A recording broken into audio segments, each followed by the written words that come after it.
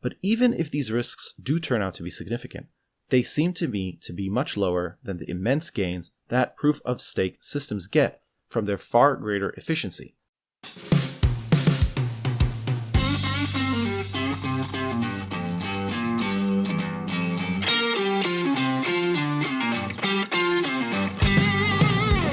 Ethereum In-Depth. I'm Yoshua Zlatogorsky, and welcome to Ethereum Audible, where I'll be reading the papers, research, and articles of the Ethereum ecosystem.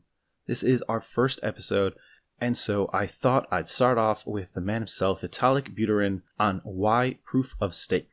There's lots of discussion and discourse out there in the ecosystem about why is Ethereum migrating over to proof of stake, and so Vitalik's brief post on November 6th of 2020 on why proof of stake is a great place to start. But first, I want to thank the sponsors of this show who made this episode possible.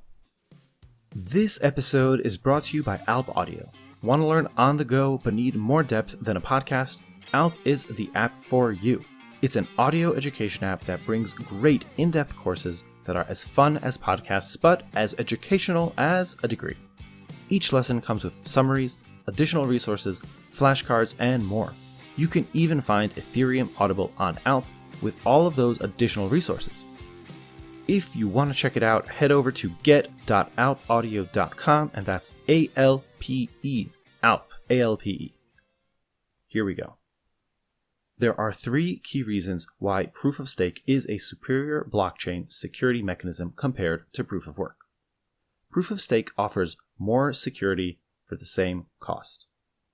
The easiest way to see this is to put proof of stake and proof of work side by side and look at how much it costs to attack a network per $1 per day in block rewards. GPU-based proof of work. You can rent GPUs cheaply, so the cost of attacking the network is simply the cost of renting enough GPU power to outrun the existing miners. For every $1 block of rewards, the existing miner should be spending close to $1 in costs.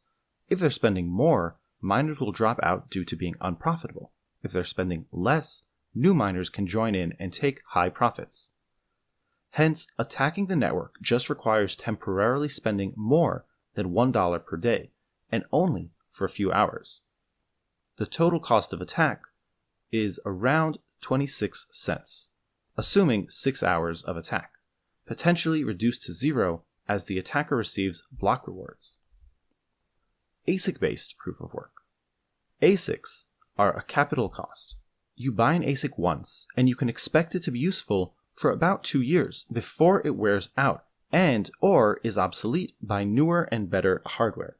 If a chain gets 51% attacked, the community will likely respond by changing the proof of work algorithm, and your Asic will lose its value. On average, mining is 1/3 ongoing costs and 2/3 capital costs, with a footnote to some additional resources.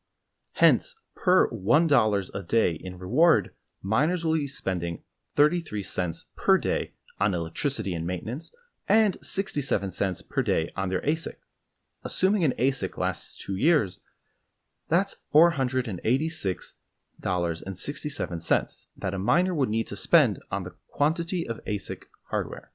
The total cost of attack is therefore $486.67 in Asics, plus 8 cents in electricity and maintenance, which comes out to a total of $486.75. That said, it's worth noting that Asics provide this heightened level of security against attacks at a high cost of centralization, as the barriers to entry to joining become very high. Proof of stake. Proof of stake is almost entirely capital costs, the coins that are being deposited. The only operating costs are the cost of running a node. Now, how much capital are people willing to lock up to get $1 per day of rewards?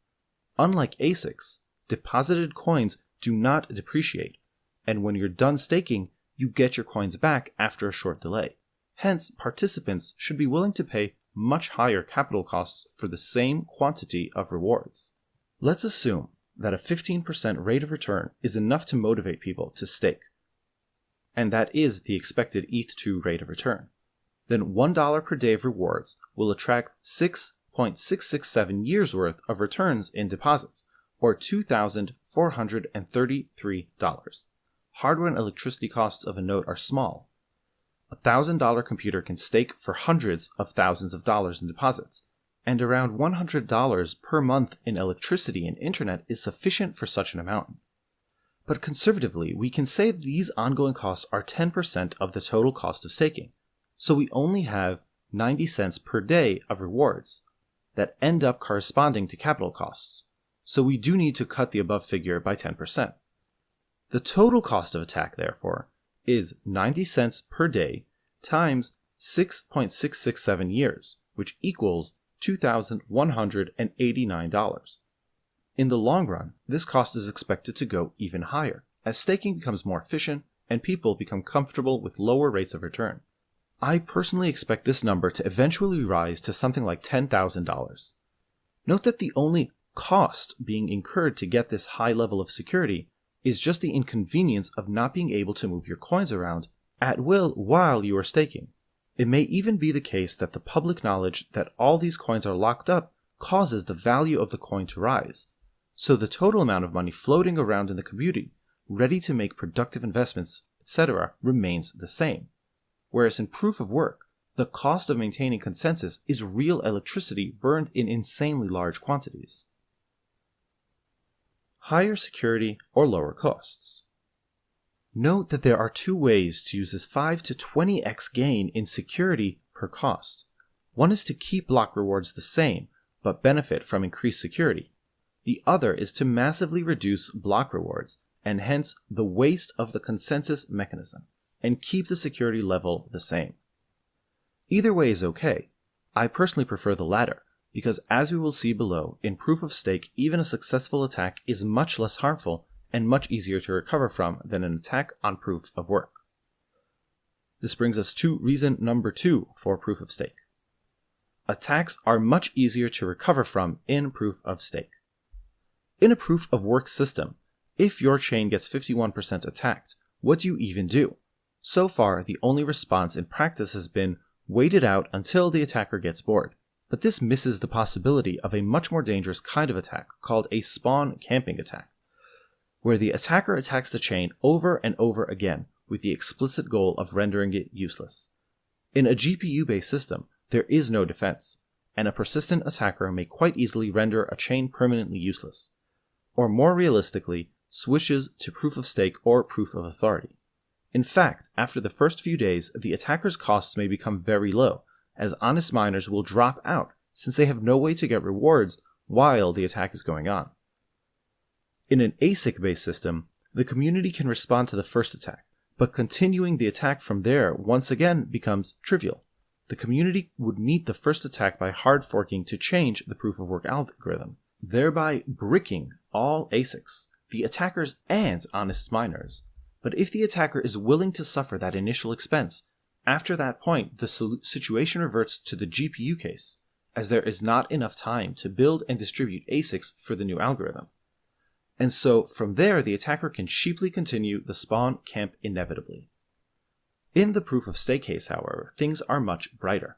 For certain kinds of 51% attacks, particularly reverting finalized blocks, there is a built-in slashing mechanism in the proof of stake consensus, by which a large portion of the attacker's stake and no one else's stake can get automatically destroyed.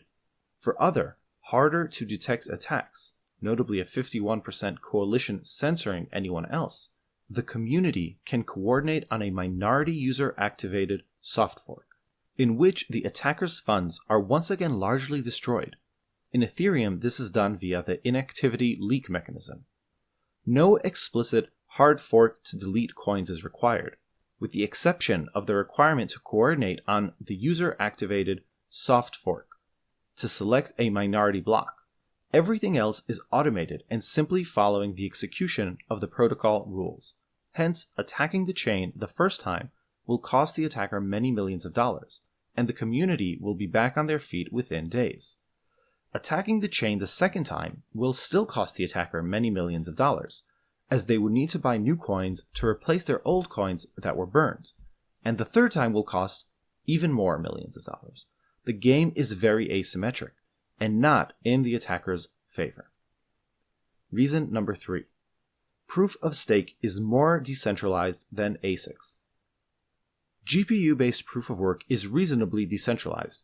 It's not too hard to get a GPU, but GPU-based mining largely fails on the security against attacks criterion that we mentioned above. Asic-based mining, on the other hand, requires millions of dollars of capital to get into, and if you buy an Asic from someone else, most of the time the manufacturing company gets the far better end of the deal. This is also the correct answer to the common proof of stake means the rich get richer argument. Asic mining also means the rich get richer, and that game is even more tilted in favor of the rich. At least in proof of stake, the minimum needed to stake is quite low and within reach of many regular people. Additionally, proof of stake is more censorship resistant. GPU mining and Asic mining are both very easy to detect. They require huge amounts of electricity consumption, expensive hardware purchases, and large warehouses. Proof of stake staking, on the other hand, can be done on an unassuming laptop and even over a VPN. Possible advantages of proof of work. There are 2 primary genuine advantages of proof of work that I see, though I see these advantages as being fairly limited. Proof of stake is more like a closed system, leading to higher wealth concentration over the long term. In proof of stake, if you have some coin, you can stake that coin and get more of that coin. In proof of work, you can always earn more coins, but you need some outside resource to do so. Hence, one could argue that over the long term, proof of stake coin distributions risk becoming more and more concentrated. The main response to this that I see is simply that in proof of stake, the rewards in general, and hence validator revenues, will be quite low. In ETH2, we are expecting annual validator rewards to equal 0.5% to 2% of the total ETH supply. And the more validators are staking, the lower interest rates get. Hence, it would likely take over a century for the level of concentration to double. And on such timescales, other pressures, people wanting to spend their money, distributing their money to a charity or their children, are likely to dominate. Proof of stake requires weak subjectivity. Proof of work does not. See here for the original intro to the concept of weak subjectivity. Essentially, the first time a node comes online, and any subsequent time a node comes online after being offline for a very long duration, i.e. multiple months, that node must find some third-party source to determine the correct head of the chain. This could be their friend, it could be exchanges and block explorer sites, the client developer themselves, or many other actors. Proof of work does not have this requirement. However, arguably this is a very weak requirement. In fact, users need to trust client developers and/or the community to about this extent already. At the very least, users need to trust someone, usually client developers, to tell them what the protocol is and what any updates to the protocol have been. This is unavoidable in any software application. Hence, the marginal additional trust requirement that proof of stake imposes is still quite low. But even if these risks do turn out to be significant, they seem to me to be much lower than the immense gains that proof of stake systems get from their far greater efficiency and their better ability to handle and recover from attacks. So that is Vitalik Buterin's Why Proof of Stake from November of 2020. And just to wrap it up, there are 3 main reasons that proof of stake is the way that Ethereum is choosing to go. It is cost of attack, as in the cost to attack the network is higher than proof of work. The second is ease of recovery from that attack. It's easier to bring the community together to do a soft fork once the system gets attacked with proof of stake. And the third is network decentralization, where anyone can stake in a proof of stake system, but not everyone can mine in a proof of work system that's based on Asics. Now, from a very high level, because the proof of stake versus proof of work argument has been going on for years, these are my thoughts. On number 1, cost of attack. On a dollar for dollar basis, yes, proof of stake in Ethereum does have a higher cost basis for attack because of the slashing mechanism, because you can't just camp out, and that is a very mighty aspect of proof of stake. And the added benefit of that is that the mining rewards can then drop because you don't need such a high expense in external dollar-denominated costs to secure the system. And essentially, that's what leads to the ultrasound money meme that's been going around, because you can drop network rewards for the same security. And that's very powerful. On the flip side, this is something I think the Ethereum ecosystem that I read and follow is discounting, is just the plain difficulty of buying Asics, getting the hash rate to attack a network. Doing things in the physical world is hard. You have to get the electricity, you have to buy the supply chain. It is hard. Physical proof of work is a very, very powerful security mechanism. On the second reason, ease of recovery from attack, here I think it's very convincing. Proof of stake is a consensus built around community. Community is built into Ethereum much more than it is to Bitcoin, and so once a system is attacked, and eventually any system where the financial economic incentive is there to attack will be attacked, there's just too many options out there to stop them all. The ease of recovery is critical for the sustainability of a system. And here I really think proof of stake is very powerful. Last, I'm kind of on the fence of in terms of network decentralization. There is really, really compelling research out there that, especially with MEV, which is a topic we'll get into in future reads, to put together with high stakers can lead to centralization of power and rewards within a certain set of miners and validators, basically. In proof of work, that is also the case. There are economies of scale. There are miners who will integrate across the value chain, get the cheapest electricity, integrate backwards into the manufacturing, and they will also have economies of scale for Asics. And so when it comes to decentralization, the jury's out. I think there's a lot to be said for both sides, but the fact that anyone can stake on any protocol is very powerful, and there can just be a lot more validators, and that can definitely contribute to the decentralization of the network. Thanks again for giving this a listen. For the full show notes, summaries, links to other articles that are mentioned, be sure to head over to alpeaudio.com. That's ALPE audio.com. I'm Yoshua Zlatogorsky, and this was Ethereum Audible.